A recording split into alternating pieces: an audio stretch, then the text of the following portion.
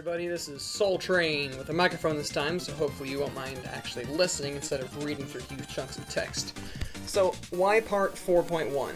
Because Inhale was covered in part 4, but I really felt that there might be more to the move, so I put some time in the lab, wrote down some notes, and did not find anything game-breaking, but I definitely found some ways to add to my D3 game, and hopefully yours as well. This is all broken down into 4 parts, which honestly might be too deep for one move, but that's what I do. Enjoy. Let's jump in. And let's look at some of the mechanics of Inhale. Hit B, you suck stuff up. Great. Before that happens, you have to wait 17 frames. And then before you can shield after the move, you have to wait yet again 18 frames for cooldown. And that's a total 35 frame vulnerability. We are not chic.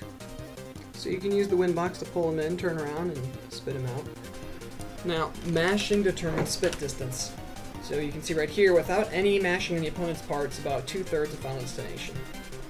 And if we instead change it to, I'd say, moderate mashing, here's what it would look like. Definitely different. I compiled a ton of footage, analyzed it, and made this. Just glance at it, we'll be coming back to this in the follow-up section. So, in terms of how long they can stay inside your stomach once you inhale, it's about 3.5 seconds. Also, when you start Inhale right next to the opponent, it'll inhale them without using the win box.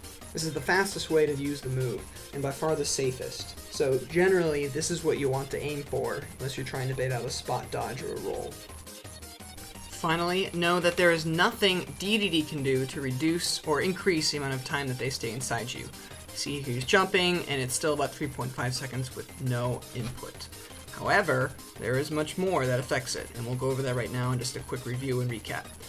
You saw the startup and the cooldown, but no, there is no grab armor on Inhale. It's very easy to hit Dedede out of it. Second, the max timer is 2.5 seconds, but this is changed only by the opponent's mashing and slightly by the opponent's percentage. I tested this at a lot of possible percentages, and I barely saw an increase even at 999%. My general rule of thumb is just you almost always have enough time to turn around or jump and spit them out. Oh, and finally know that only mashing the stick reduces the timer, not hitting buttons. So you won't have to hit any accidental air dodges or something if you get spat out against Dedede. So to do anything with Inhale, you gotta land it, right? And there's a lot of ways to do that. The first is easy, just hit B, but it's pretty unsafe. So it's not gonna usually surprise opponents too much, which is the key with this move.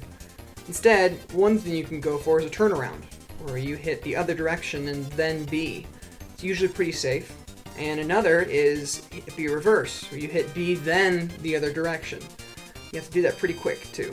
But this is a great way, it reverses your momentum, and it often will surprise the opponent in shield. Now if you add these two together, you get a turnaround B reverse. It's kind of hard to do, and because of Dedede's bad horizontal aerial momentum, you actually don't go that far to stay safe, but it's an option. Now if you're throwing a Gorder out when you try to do any of this, you did it too fast. Now, if you jump up and you're facing the wrong way after you inhale, you just did it too slow. There's a great video on this by My Smash Corner. I'll put a link in the description. Make sure you check that out. It's really well done.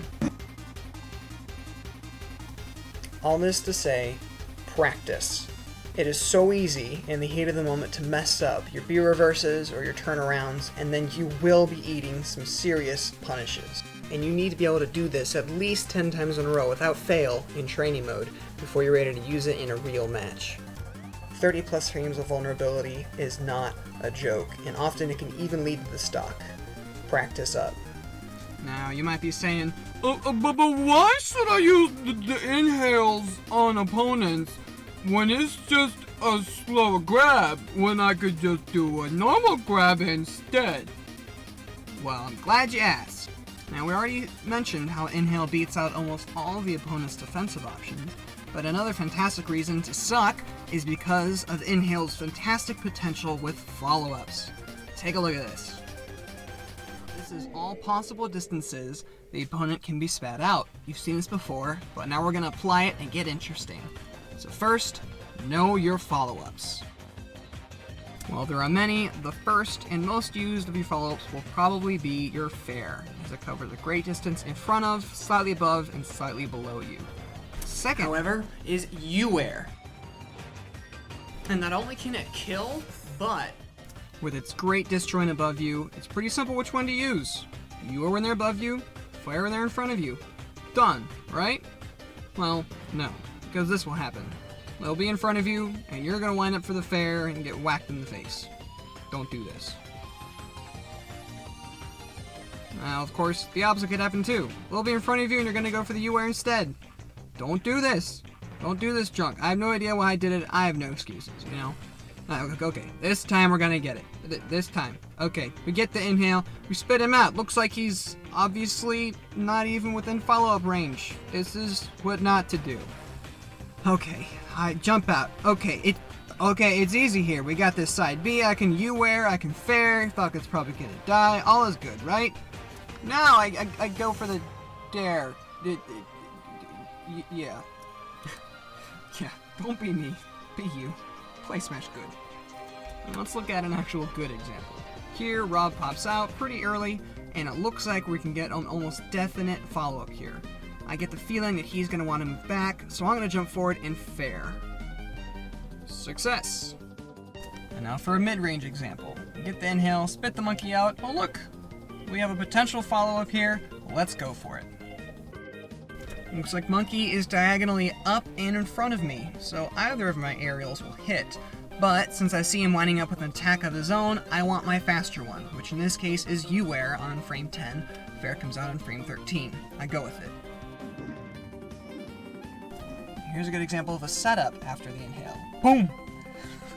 I just love that. Oh, doo-doo-doo. Okay, we get the inhale, spit her out, and she pops out well beyond the potential follow-up range, so we take the time for a nice Gordo trap. Gordo traps up, D-smash hits, go off stage for a fair, and get the game. That's how we do it. Now, none of these are guaranteed. You need to be watching the opponent. Here, I see the double jump and go right for the U-ware. Okay, maybe I didn't see it, I felt it in the force, but you get the point. And then here again, I do see that the opponent is attacking, and I punish. This brings us to our second point with follow-ups, which is react and adapt to your opponent's movements and habits. And this is how you start getting more than one follow-up after one inhale. And no follow-up is guaranteed. The opponent can air dodge after the inhale right away, but of course you can bait that out and then get a harder punish. Here are some more examples of those multi-follow-ups. Little Mac out he goes, fair, dead. Gosh, I love Little Mac with inhale. Here's another one, Marth. We get the inhale, spit him out, get the fair, nair, and why not get the fair in there, you know? Obviously now, our final point, get creative. There's so much more you can do. I mean, here we get the inhale and Falcon, scare him away with the fair and the spike. Oh, I love it. I mean, sometimes you can get some absolutely BS edge guards here too. There's so many different ways to use inhale. Be creative yourself. Quick recap. First, know your follow-ups, which are mostly going to be fair and U-ware. Second, react and adapt. Read the opponent's reaction every time you inhale them. Are you going to go for those multiple hits or go for the better position? Since inhale is not guaranteed again, this is what you have to become good at.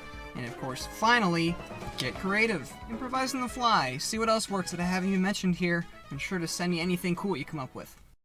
And for the last section, application. Let's have some fun and throw everything together. First, against Sheik, I'm throwing out some safe Gordos in neutral.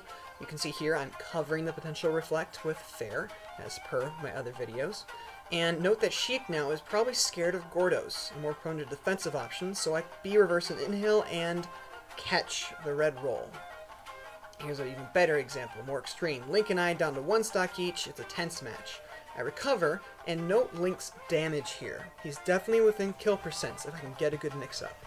So I recover high, or jump high off the ledge, and I need to regain center.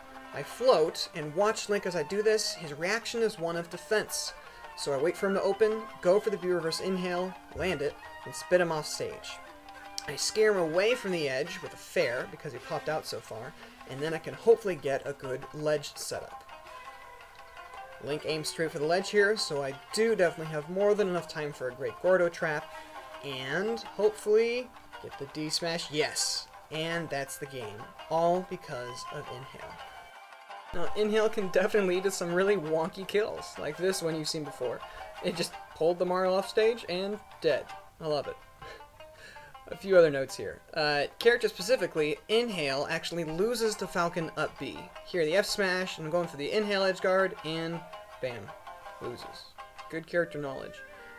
One more good tidbit, Inhale actually beats Fox's and Falco's side Bs.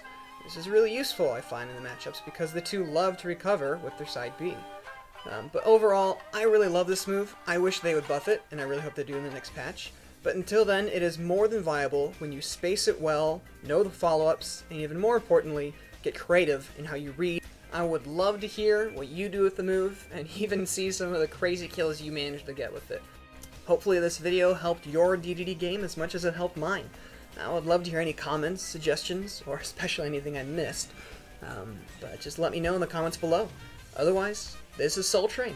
Thanks for watching, and I'll see you next time.